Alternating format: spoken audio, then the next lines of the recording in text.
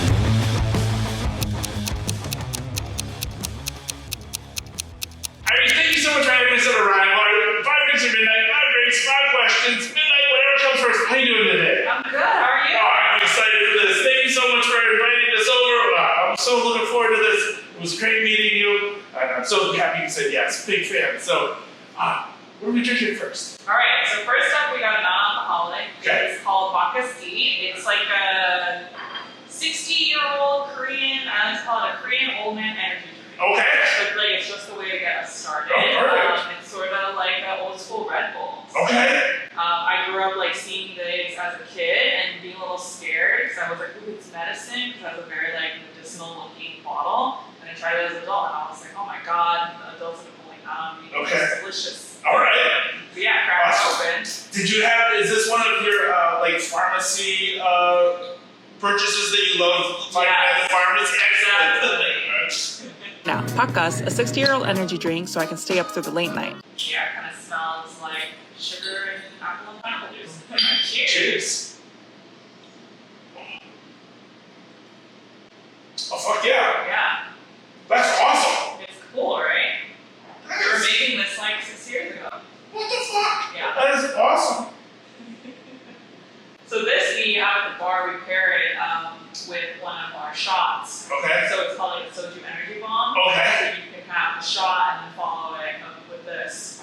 Just get your night going. Yeah. Fuck, this is awesome. Alright. Well, question one. It's always an origin story. So how'd you get started in the hospitality? So originally I started doing pop-ups. I really wanted to share like my Korean, the Korean food that I grew up eating at home, and I also spent a lot of summers and time in Korea, so that was really like my comfort food, like my soul food.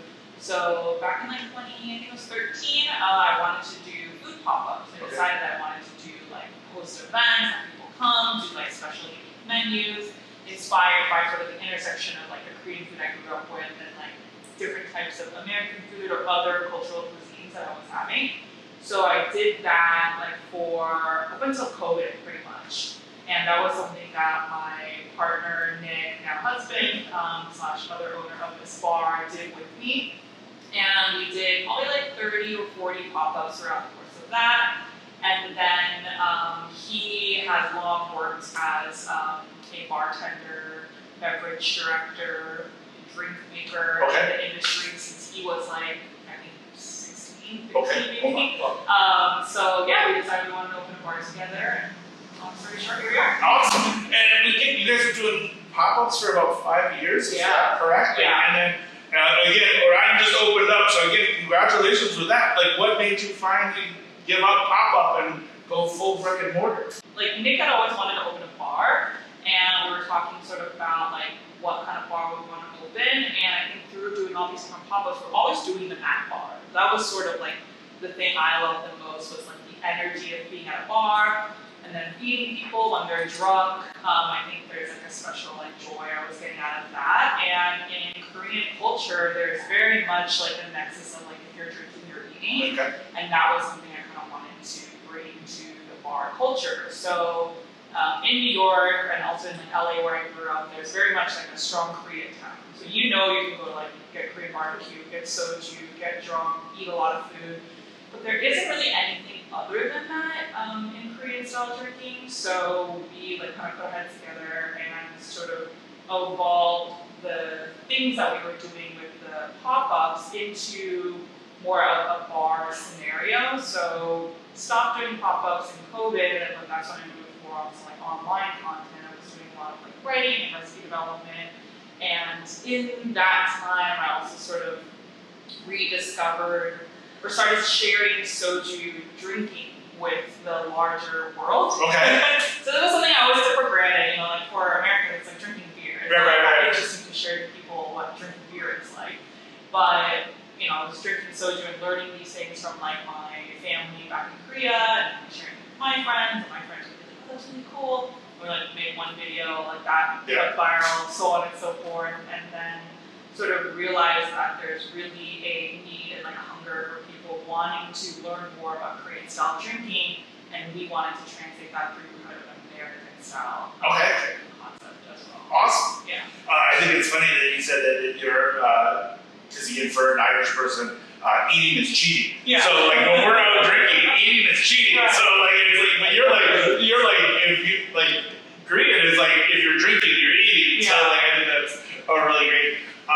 And then so again, I love this. And again, you guys just opened up, right? So like you just kind of A couple months ago. Awesome. Well, I think that's question one. So Great. cheers to that.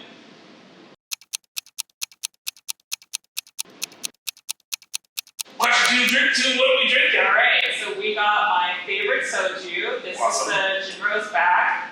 Got our little tornado here.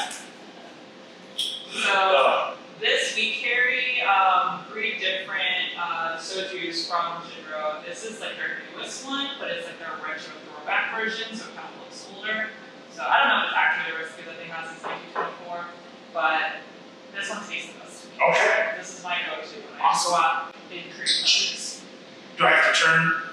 Like when I interviewed Brad, he was like, you have to turn. Like And normally you would have to turn away. I guess I would also have to turn away from the camera. so, yeah. And then do one of these, I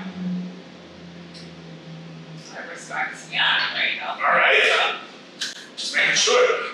Not question 2, but why cover the label?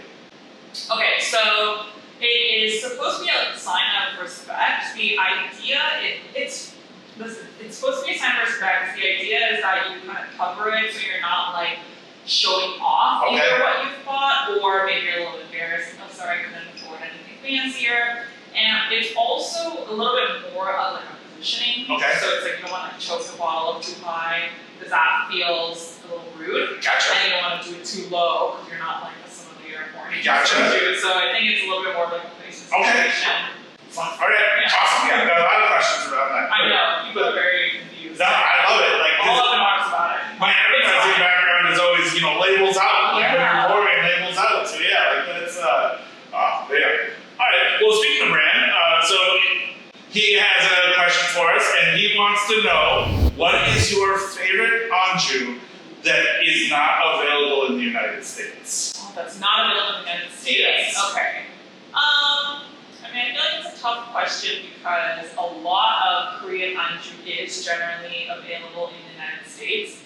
I would say my answer here would be really good sundae. Okay. Sundae is like a Korean blood sausage. You can find it here, but I've like rarely been able to find anything to the caliber that like I used to have like back in Korea. Okay. So I think it's just like a good, like freshly steamed, perfectly like delicious sundae would be what I would go. Okay. Yeah. And then what would be your favorite food pairing that is here in the United States? So my go-to is usually jjigae or spicy clam soup. Okay. So again, I feel like they don't really like make it quite the same way here. It's something I've been trying to like recreate for a while too. So you'll get quite a range of like spicy clam soups. It's very simple. It's just clams cooked in like a dashi with some like spicy peppers in it. So it's like a clear broth, but it's like spicy on the back end. So it's like perfect for like cutting through that like alcohol burn of soju. And I guess that kind of also answers question, the first part of the question too. Is like you can't get clams, Korean clams here, so a little bit, but you can get the vibe. All right. And then your favorite Western food to pair with. Ooh, so,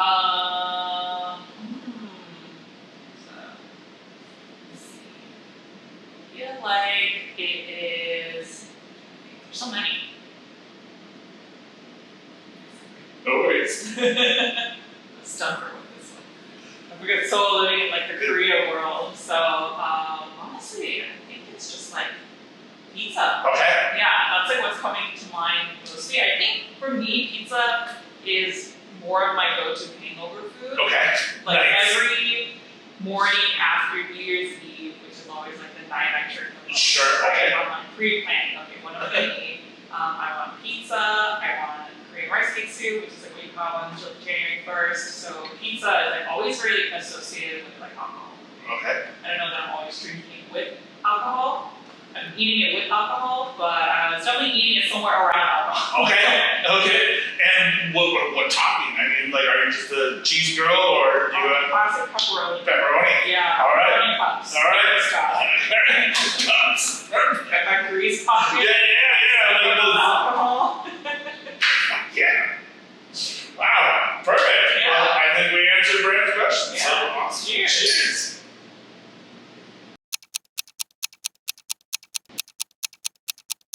All right. So question 3, drink 3. What are we drinking? All right, so this is our Soju aperitif. It's kind of it's an infused soju. It is sort of our answer to the aperitivo. Okay. So yeah, it's infused with omija, which is like a 5-flavor berry, as we call it, mugwort and grapefruit. Okay. Cheers. That's nice. Yeah, so it's an infusion that sits on the back bar, and it's also the base for our spritz. Oh. So one of the things that like you don't see very often at bars is infused soju. So it's something that people make a lot at home. They do like ginseng soju, ginseng infused soju, or just different types of like roots and herbs. They're really good way to preserve them and also make it later.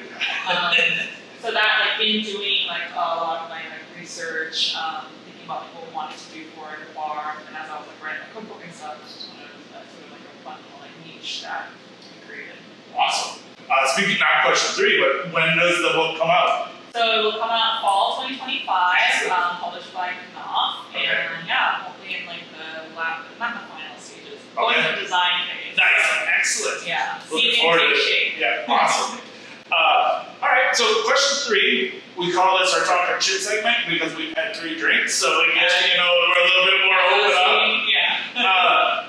And I have 2 parts to my question, but the first part is how is drinking culture? How have you found drinking culture different from here in Brooklyn versus Korea? Ooh, I feel like drinking culture in Brooklyn is much more like dynamic. There's a lot, just like people are like very, I don't know, I guess like, let me rephrase. I think that people are very down to drink whenever all the time in Brooklyn versus Korea. But I think in Korea it's like a very linear process. You're like starting with dinner, you're drinking, you're going to another spot, you're drinking. But there's only just now starting to be like a curiosity about either like Western or foreign liquors, different types of alcohol, cocktails, etc. It's very much until very recently been more about like soju here in Makgeolli. And then here in Brooklyn, I mean, like, I feel like the world is very inspired by Brooklyn, right? Yeah. So it's like cocktail culture, bar culture. It's something that like people are so excited to experience different types of things. And the thing I love the most about drinking in Brooklyn, which is something we're trying to recreate here at Orion, is that you can have like a high-low. You're like, I'm gonna go out and get like a really nice, well-crafted cocktail, but I also want to get down and dirty with like beer and a shot of whiskey. Okay. Best thing about COVID is maybe it gave people to explore a little bit more of trying to find out what other people are drinking. You feel kind of the same way, or Definitely. I think Korea used to, like, had the nickname of being like the hermit kingdom because it was a place that's like more like operates like an island because it's cut off on the North Korean side. surrounded by water on all the other sides. It doesn't have access to a lot of other cultures, so it's very much influenced just by other countries around it, and so it sometimes kind of homogenizes like the types of food or alcohol that you're getting out there. But with the rise of like Korea's status in like the world, amongst the world nations, I suppose, and also just like Koreans becoming very curious about like what's out there outside of like Korean culture, that those influence and inspirations that they're seeing is now feeding back into Korea. So in the same way, like in COVID, people got really into like sourdough, right? Or, like their own beer or like brewing at home. I think a similar thing happened in Korea where just now people are getting really interested in like, oh, how do you make like makgeolli at home? Or like, can we make a soju that's different than just like the green bottle soju that we're getting everywhere? So that same like open-mindedness amongst like a younger generation is very much leaning towards like, oh, what if we do it in like whiskey barrels? What does that look like? What if we make our own whiskey? Like, why can't we break these rules? Right. Awesome. And then too, you said that you had you did your pop-up for 5 years. Do you have a favorite spot or a favorite one of your pop-ups, like that you kind of wish that you could go back to? My favorite one was probably like the second one we did. It was a Korean and Cuban pop-up. Okay. So I did a Cubano. Okay. Which I do want to bring to the bar here at some point. It's just very labor intensive because it had like carnitas that are cooked in like coke and lard and orange juice on top of Spam, on top of like these like garlic soy pickles, and like lots of cheese, grilled kimchi on top of like just that like soft like Cuban bread, like pressed. And yeah, that shit was like a very popular pop-up. It like the line out the door, and I would love to like do that again. Awesome. For brunch or something. Awesome. Because yesterday during Kate Gerwin talked about how pop-ups have become such a great thing for bartenders in the bar community because it shows everybody that it's supporting everybody else. Is there a place that you would like to go travel to do a pop-up? I'd love to go to Korea. Okay. Yeah, I mean, I think that Koreans are really excited about what like, people in America are doing with Korean culture, so I would love to go there. And also, I would love to go to places like Singapore. Okay. Singapore is really open to doing pop-ups from like all around the world and bringing people out for that. So. And then, is there a bar that you would love to host here to do a pop-up? We did one, which was the Toki Soju. I have been going to Brandy Dunn's bar, Toki Bar, like when they were open. So sad they're closed now, but that was absolutely a place where it was like, as soon as you open, we got it to pop up. We're gonna do like one there, one here. So I'm glad we got to host them. Fortunately, I don't think we need to go out there and do it. But yeah, I mean, I think that was probably my North Star. Okay, awesome. There we go, rapid fire question 3. We didn't even talk that much shit, so it's perfect. Cheers.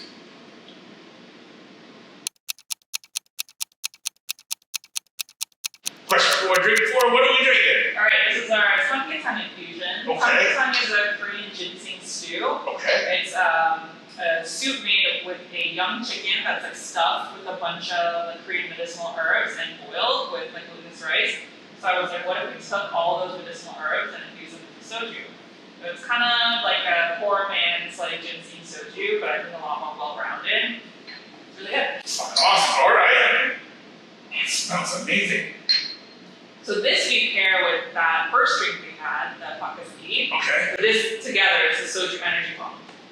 You get invigorated from inside. That is awesome. That is awesome. So like my goal was for it to smell and taste like almond, Korean almond. Like grandpa. Like for me, like this is what for Koreans, this is what like grandpa's house smells like. Okay. A little bloody, a little like medicinal, because he's like probably taking a lot of medicine. Takes some pains. I love it. That's what grandpa plays. It is. I mean, it's a very like nostalgic flavor for Koreans. Oh, love it. Alright, so question 4. Soju wave? Fuck yeah. Yeah, alright. Fuck yeah, this is the time. I feel like we're riding this wave. I've harnessed it. Let's go. Yeah, and I think like Korean food, Korean culture, like Korean music, all of that is really has really already gotten a hold on like pop culture at large, and not just in America, but across the world. Like traveling across Asia, like South Asia, Philippines, Vietnam, wherever. Like, and their culture is very much like dictated by like Korean food, Korean dramas, Korean movies. And that I feel like America is almost like the last one to the party. Being like, oh, this is cool. All right, I get it. Yeah, so I feel like K-alcohol is the sort of the next like harbinger of like the Korean culture through like the soft power or whatever that like Koreans are like infusing throughout the world. So yeah, I mean soju is like really easy drinking. It pairs with everything because it doesn't really taste like much, and there's so much like fun, if controversial ways to drink it and play with it. And as you see, you can infuse it, you can put it in some cocktails, you can have it sweet, you can have it savory. There's so many different ways to drink it. So yeah, I think now's the time. Awesome. What are some basic rules when, like, if I was going to go order that I should or should not do when ordering? Okay, so basically, we talked a little bit about the label earlier, but essentially you never pour your own drink. You're always pour for the other person, and you there's this weird sort of sizing up you have to do about like the person's age or their hierarchy in relation to you. You want to always start off the bat of like, we're both being very respectful. Like, no assumptions about like age unless it's like very clear that you're my like grandfather. Yeah. Okay. I feel like it's better to start from like a level of just like, I'm gonna assume I'm younger than you. Gotcha. Or unless like we're in a place where like you're like the CEO of a large company that I'm trying to impress. Yeah. I will defer to you, but essentially the younger person or the less hierarchy, the person further down the hierarchy will always pour for the person first, and then you would be like, okay, let me pour for you, and then I would receive that with both hands. So very respectful, very demure, very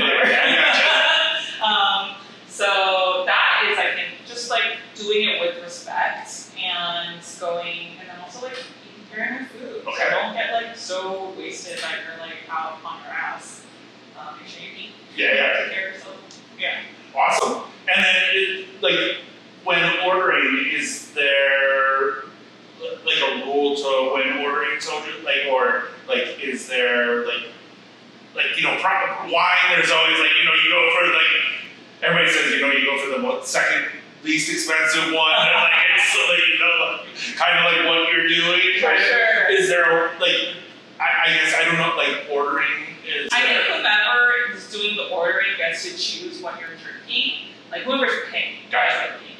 And then if you're drinking with friends, you ideally already kind of know what the other person likes. Maybe I like ginger ale fat, maybe the other person likes the tummy. Maybe we order both, we switch off. But generally you order like a bottle or two for the table and you pour each other that, and then maybe you'll get some beer and make somek or like a soju beer combo along with that, and just try different things as you go, and then sort of you get to a point where you're like, hey, nothing matters anymore.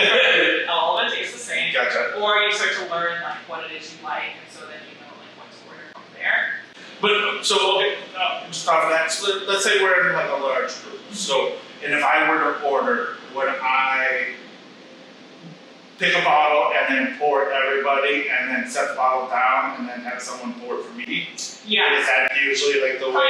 You gotta do the subtle, awareness of oh, okay, well, but I think someone else will immediately grab it from your hand and make sure that you're not having to pour for yourself. Gotcha. But yeah, absolutely. Pick the bottle you want to serve, pour for everybody, and someone will pour for you. Awesome. Then I have one more question that has absolutely nothing to do with drinking or soju or anything like that. What is fan death? Oh my gosh. I am such a believer of fan death. It is something that's been calling me my whole life. So fan death is in the 80s and 90s there was a lot of the rotary fans time. Okay. But there's very much a myth that you should never leave the fan on and the door closed Okay. and go to sleep.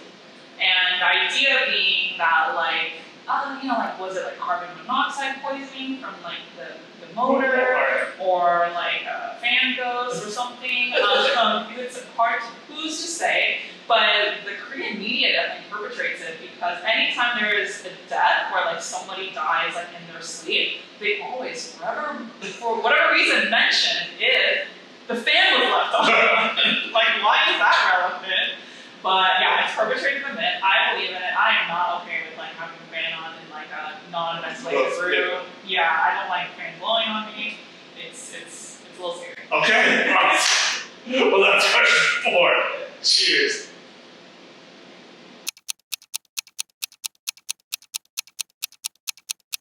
Question 5, drink 5. Last drink of the night. What are we drinking? All right, this is our Ju. Okay. So it is another Soju infusion made with dry jujubes, or also known as Chinese red dates. Okay. It's a little bit raisiny, a little bit syrupy. Cheers. Perfect camper. That's good too. That is. What's your favorite so far? I think the second one. Yeah. Like the Cradle Man one. Yeah, the Orion Bar one. And then especially if you said that goes with the first one. Yeah, like that.